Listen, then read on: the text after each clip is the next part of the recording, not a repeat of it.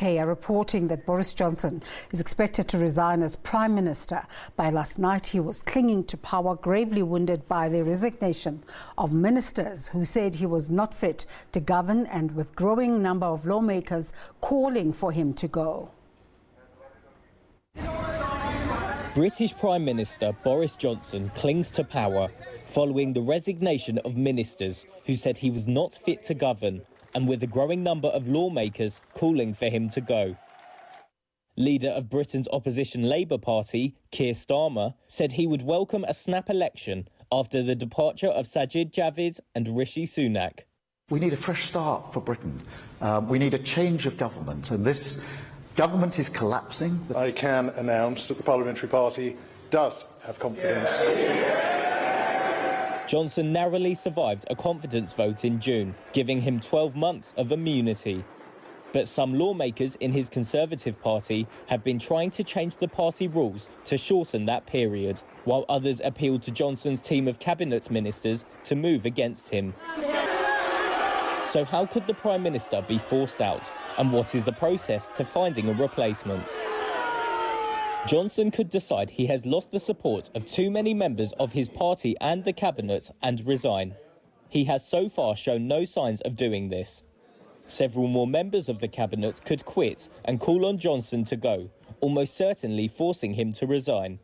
However, media reports suggest other senior members of the cabinet, including Foreign Secretary Liz Truss and Defence Secretary Ben Wallace, are staying in place. Some lawmakers have been trying to change the party rules so they can hold another vote of confidence sooner than is currently allowed.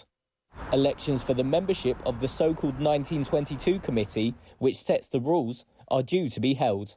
Were Johnson to be ousted, a process would be held to find a new leader overseen by the 1922 committee.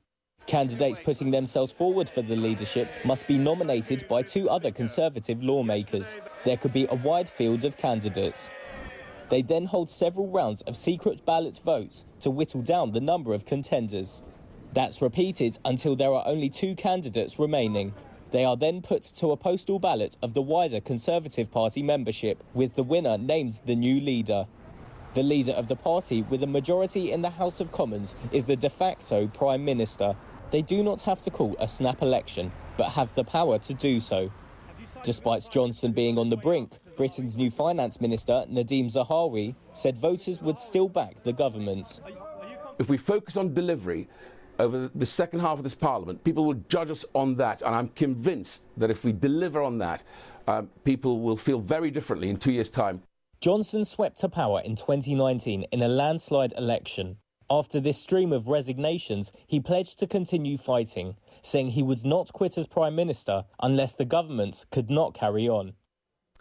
The Finance Minister there talking about focusing on service delivery, and you wonder if that horse has bolted. But let me just tell you that we're showing you live footage of number 10 Downing Street, that shiny door. News coming out of there, not so shiny today. Let's bring into our conversation international news editor at the SABC, Sophie Mukwena. That shock news yesterday of the walkout and resignation of almost 60 MPs.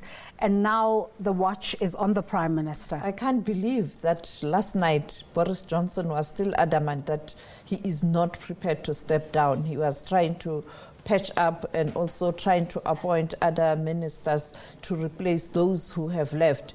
But I think UK is in a crisis. I can't see him surviving this.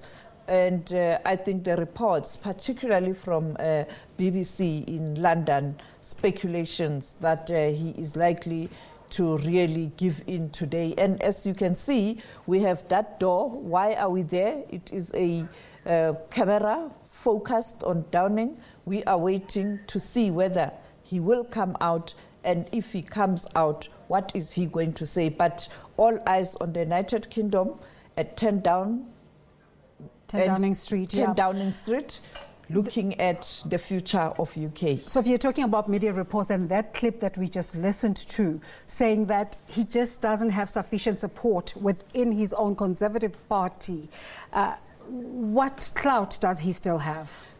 In Sesotho, they say, when someone is about to pass on, it gets so difficult fighting to leave. Yep. That's what's happening at 10 Downing now. He is trying by all means to put a brave face and trying to fight to stay on, but it is tough. What would be the implications were he to resign? For South Africa, I think we do have a cordial relationship, both trade and political, with United Kingdom. But I think whoever comes in, there's no way that person will ignore South Africa. South Africa is the second largest economy on the continent, and therefore you cannot ignore South Africa. So it will be business as usual as soon as someone comes in.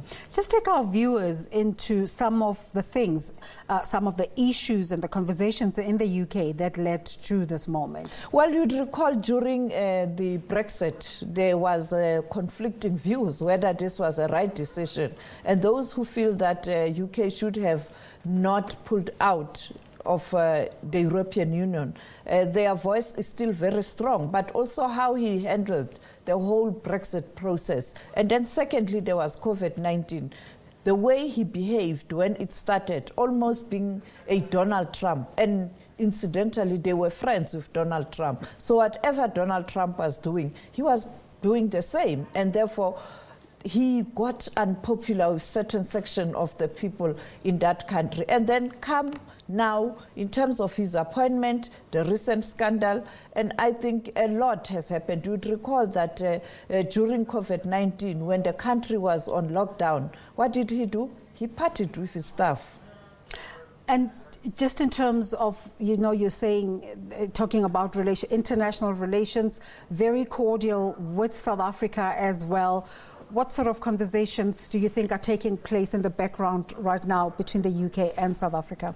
I don't think there's any engagement right now. Our president is facing his own challenges, and I think his focus right now, and that's what I expect, will be on what is happening in the country now, particularly the issue of Eskom, and of course the issue of Phala. He really has to find a way to explain to the nation what is happening. You had even the former president of the ANC and the country, and Mbeki, who didn't resist, or who has never shown any signs of not supporting him, saying the nation is justified in terms of asking hard questions, and those questions must be answered. So I don't think there's much happening, but of course the High Commissioner here will inform the Department of International Relations in terms of what is happening. Maybe as we speak, Minister Naledi Pandor is fully aware what's happening, because I know foreign affairs ministers of G20 countries are currently in Indonesia